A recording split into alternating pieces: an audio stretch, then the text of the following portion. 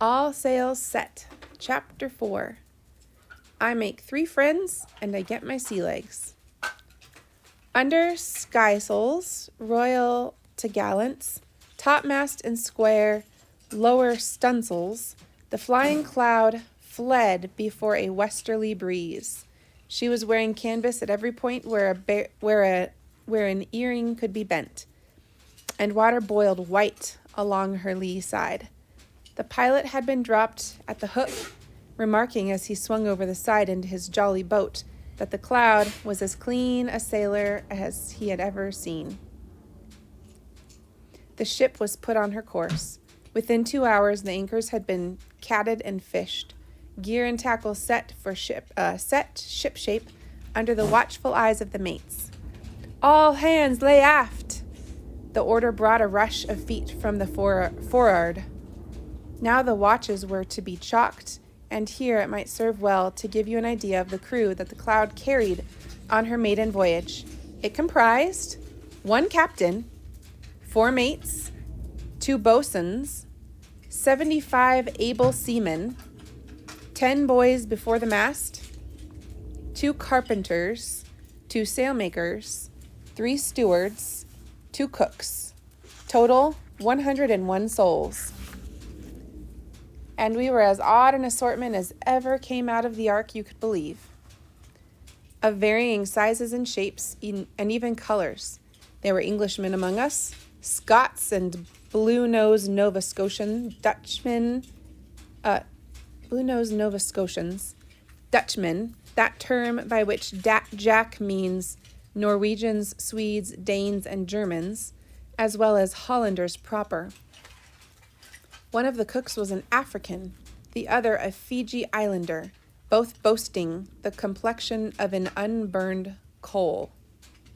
So their skin was dark. Fine men, for the most part, real sailors of the deep-water wind ships. There was a bond that tied this portion of the crew into obvious kinship, something in the rolling walk, the weather-glancing eye, the horny hands half-crooked as if to grab a rope. The sea sets her mark upon those who follow her whims, and no mistake. Some of these men had sailed under Perk Creasy on every voyage for the past 5 years. A record of satisfaction in the merchant service, and a point which I wish here to stress, for the merchant ships of America have been much blackguarded, principally by other nations, and the treatment of the men by the officers grossly exaggerated. But there were others among us, dredged from the waterfront, scum lured westward in search of gold and easy living.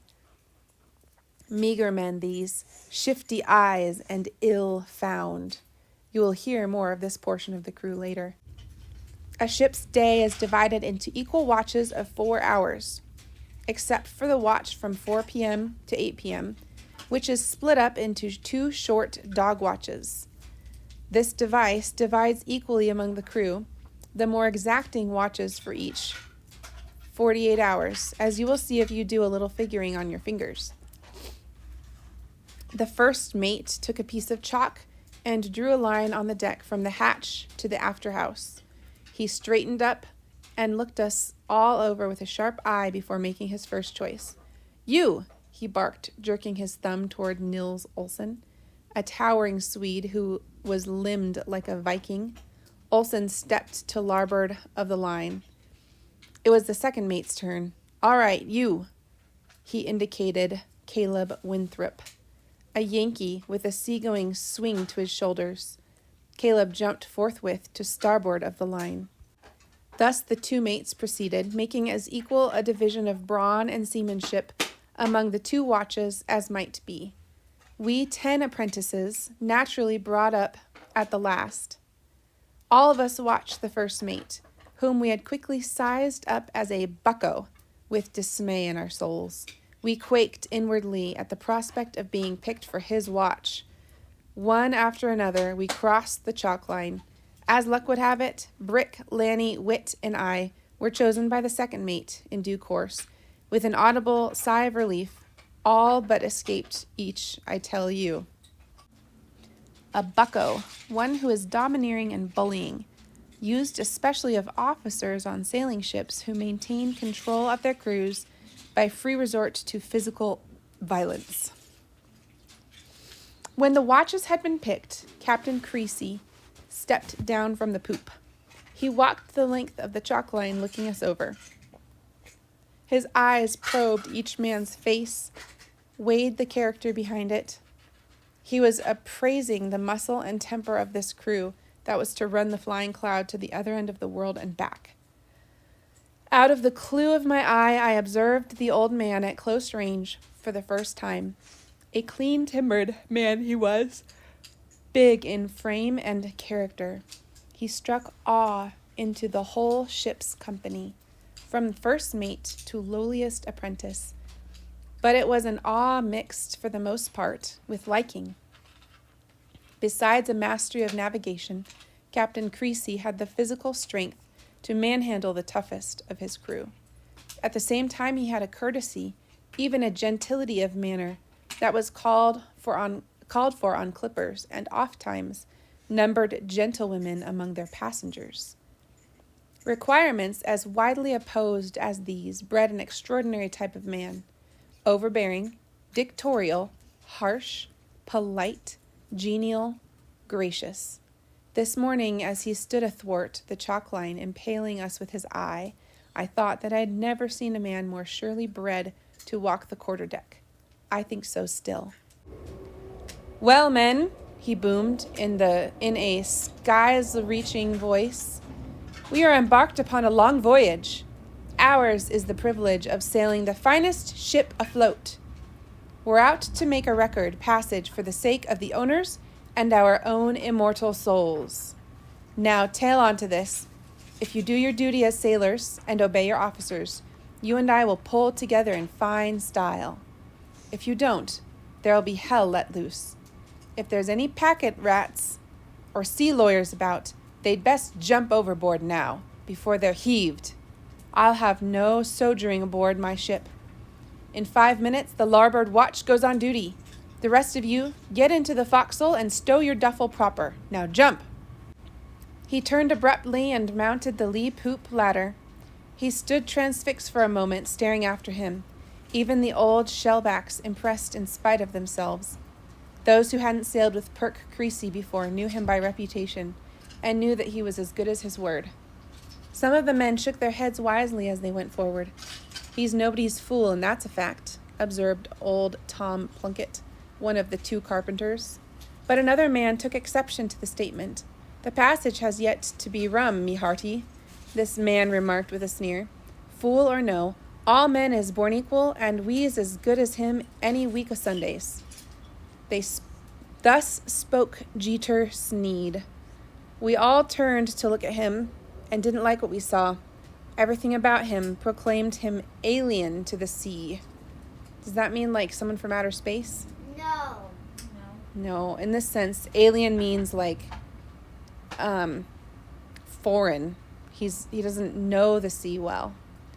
Eyes that flickered in a dead white face, loose-lipped mouth twisted into a snarl, a body thin and ill-nourished that managed to suggest a certain wiry strength.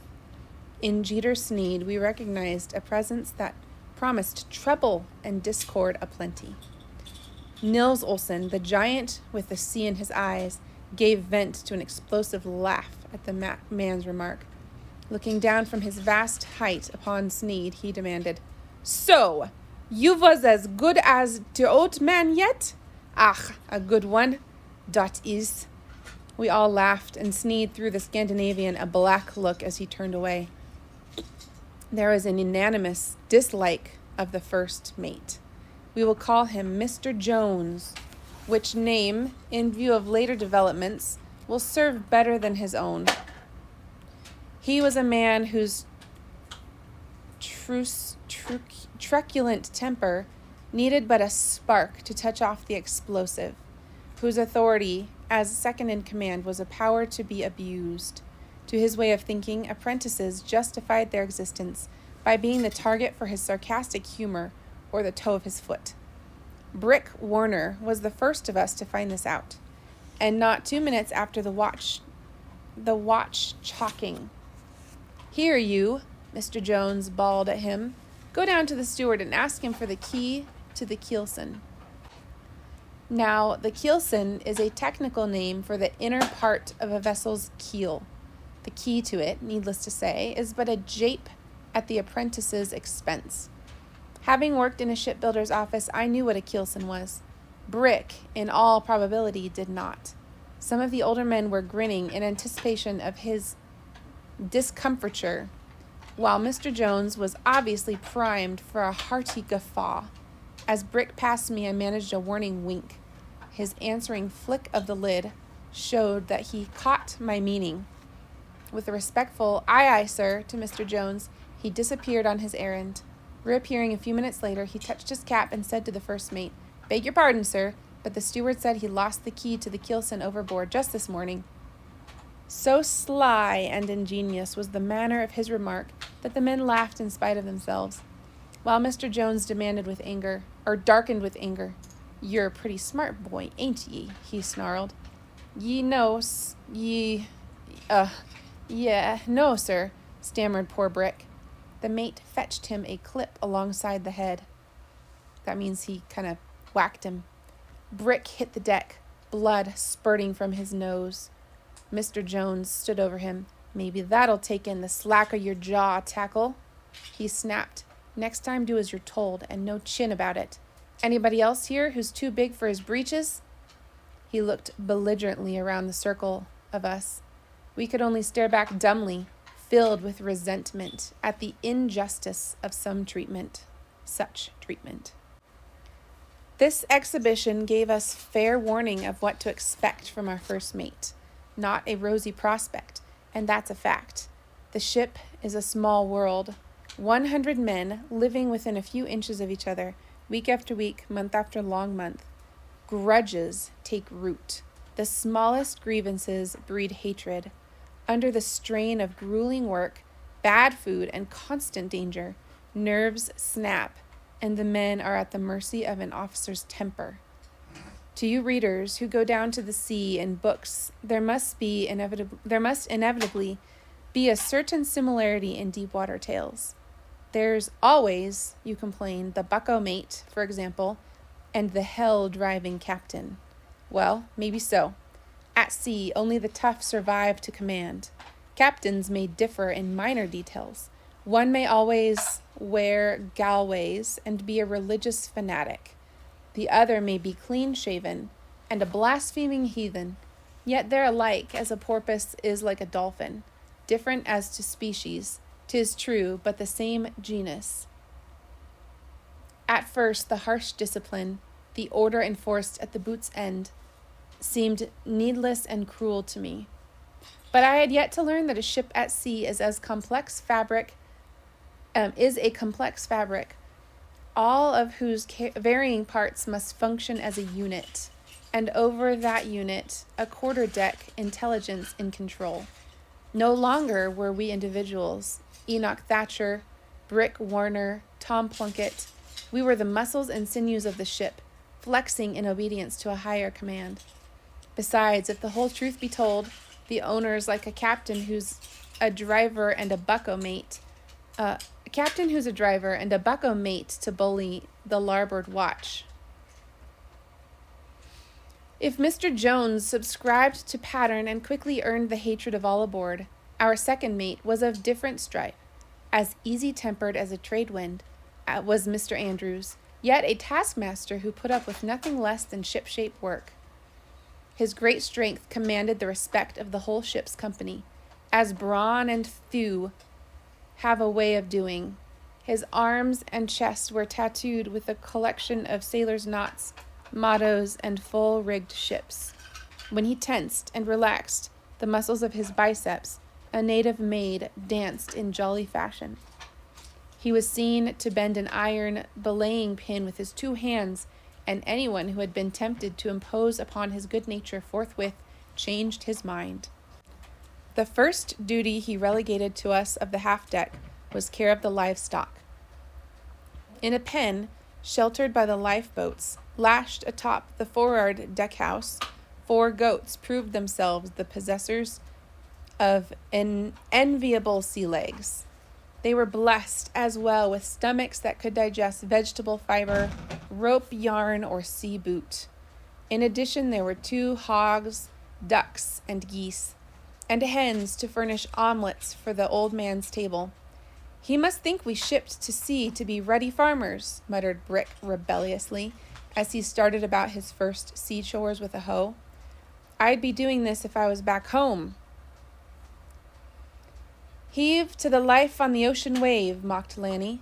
"You'll be a sailor yet, my lad." But this particular duty of ours was of short duration, as you will see, and its loss was mourned by none save the old man. Brick and Wit, and Lanny and I, together with other lubbers of our watch, were already feeling the pangs of seasickness.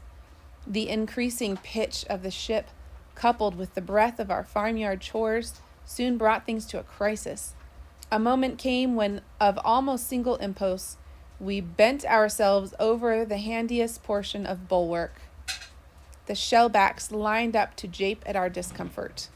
He's saying that they're all throwing up over the side of the ship, and the other men are laughing at them. "There's one sure cure for seasickness, boy," admonished old Tom Plunkett, taking me to the side a few moments later. "What's that, Tom?" I gasped, feeling as if I had been kicked amidships by a mule. "Just drink a quart of warm seawater, and come night you'll be able to eat a jackass and a hamper of greens." A quart of warm seawater. The very thought of it sent me back to the bulwark on the run. "One thing about it," chuckled old Tom to Caleb Winthrop, "he couldn't rightly be said to have a weak stomach. He's chucking as fur as the rest." For 3 days our wind held, varying only to increase its force. And so multiple were the tasks allotted to every waking minute of our watches, that the time passed in a blur that left no eye for detail.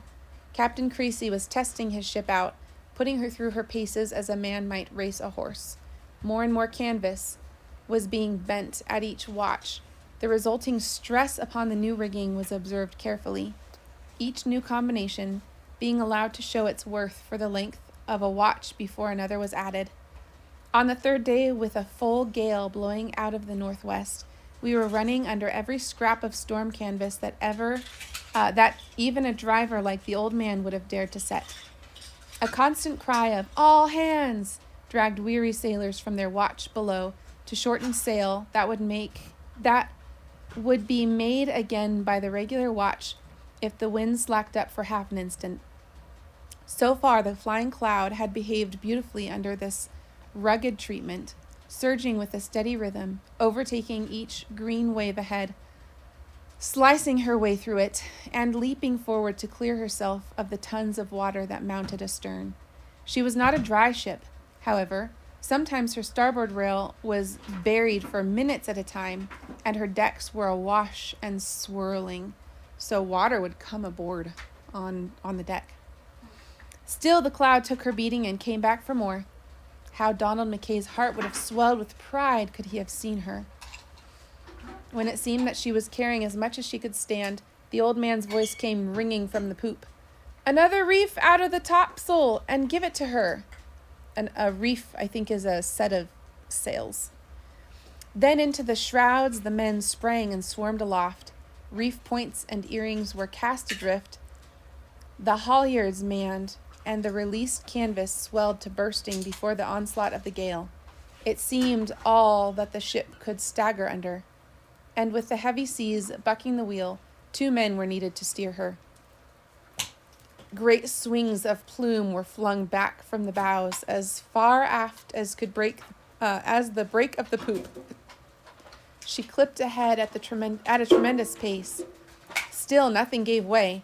Preventer braces were rove and hauled taut. Tackles were gotten upon the back stays, while the old man paced the poop and looked aloft at the drum-tight canvas with a grim smile on his lips, and Mr. Andrews chuckled with delight and shouted aloud, "Bully for you, old tea-wagon! You know where you're going." The old shellbacks grouped about the foredeck speculated on her speed, and shook their heads as they glanced aloft at the straining spars. Again came the old man's voice. "Mr. Andrews, out with the topmast stunzel." A gasp escaped the men. Was Perk Creasy plumb daft? Then the mate's order sent them into action. "Lay aloft, you lubbers! Rig out the topmast stunzel boom!" The men sprang into the top, and the rigging was sent up to them. Tacks and halyards were rove, and the stunzel boom outrun and lashed fast, while the lower halyards were sent down as a preventer. The sail was bent to the yard and ready for hoisting, the halyards manned. Then, way and up she rises, as the yard was hoisted fairly up the block. When the men started to boom end the sail, the whole ship quivered to her keel. The boom bent like a whalebone, and any second we waited to see something carry away. The tough, short spruce bent, but did not crack, and with this sail added to her wing spread, the flying cloud seemed fairly to leap out of the water. The helmsman fought to hold her within 3 points of her course, while foam and spray swept aft in stinging deluge. I, the captain, drove her, and make no mistake. The shellbacks bred to a different manner of ships, used to the buoyant cork riding of the East Indiamen, took none too kindly to a vessel that had relatively too little lift to her brows. They grumbled at such treatment, seeing in it a portent of punishment and ill luck ahead. "The old man's carrying the papers to Davy Jones, sure enough," growled Ben Backstay. "Aye," croaked Tom Plunkett. "We'll ne'er see the dawn of another payday, and that's sartin. Bendin' on more'n one sail. All 3 riles, when we oughter be under double reefed topsails as 'tis."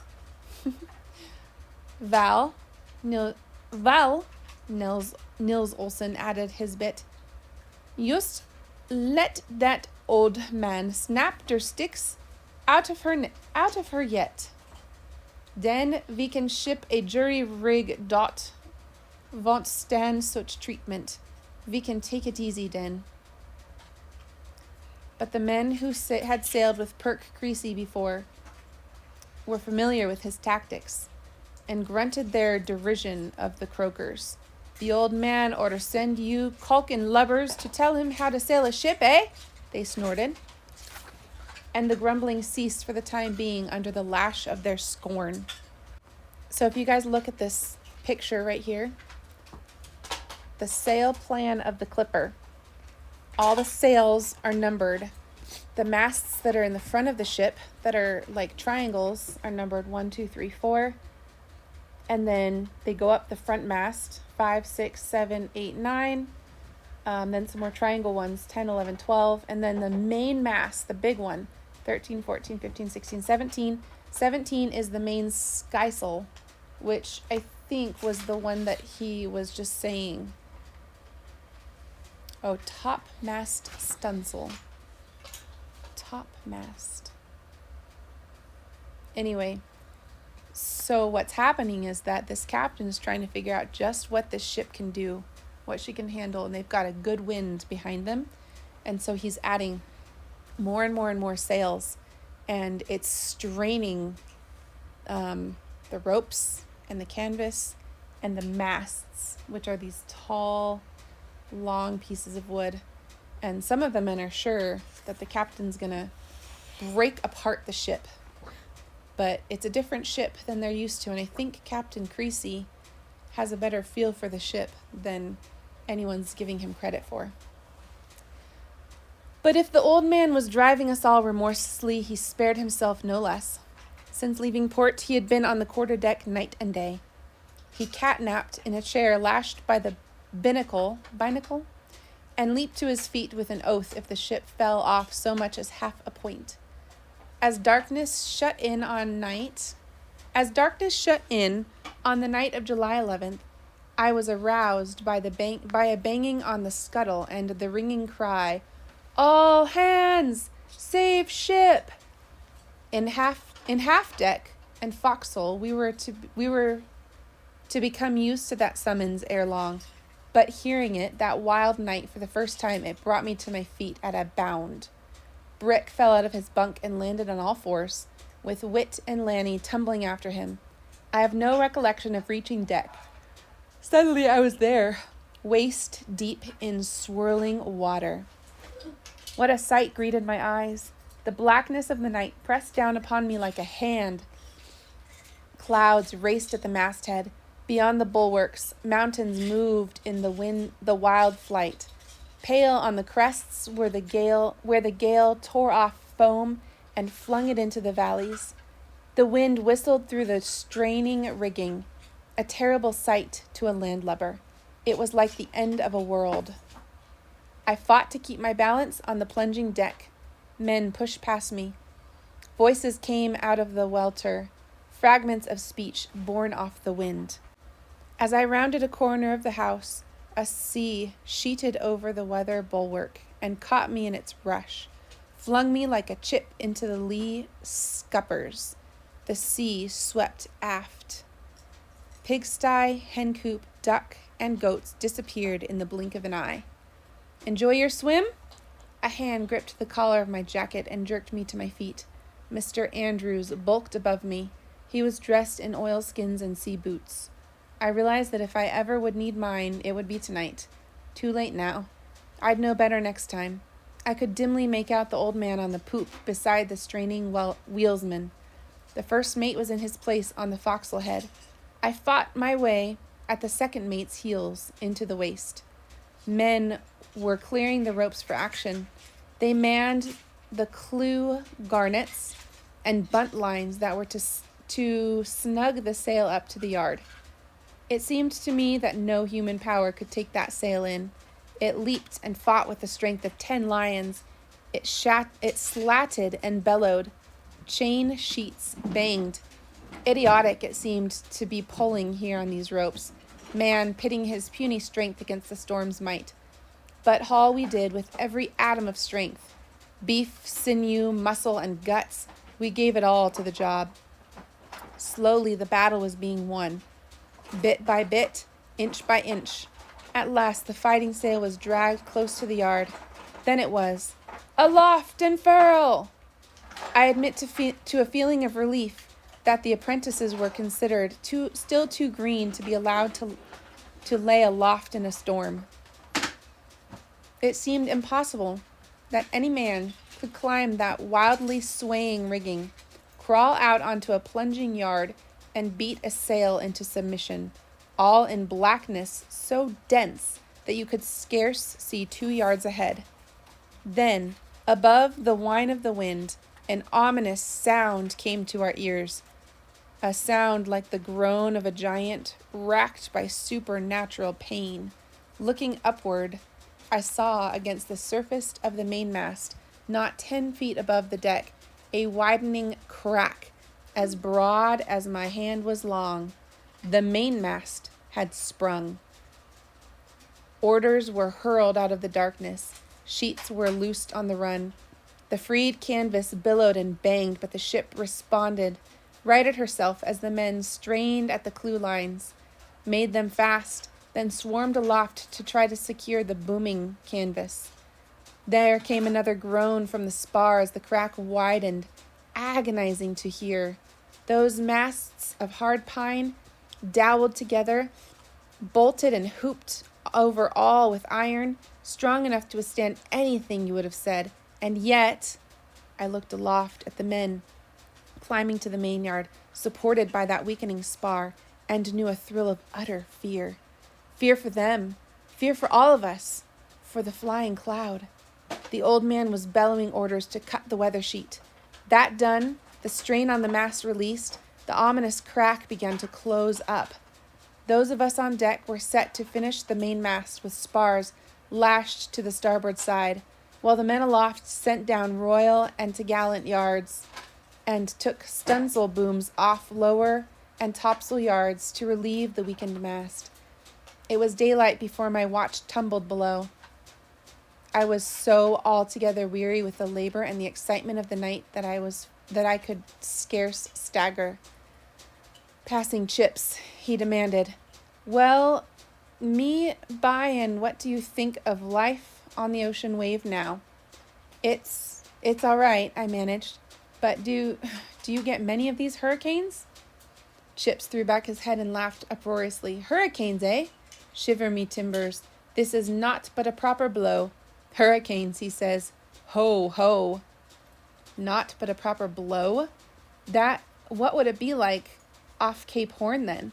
Surely Chips was pulling my leg. I looked back now and smiled at my very greenness.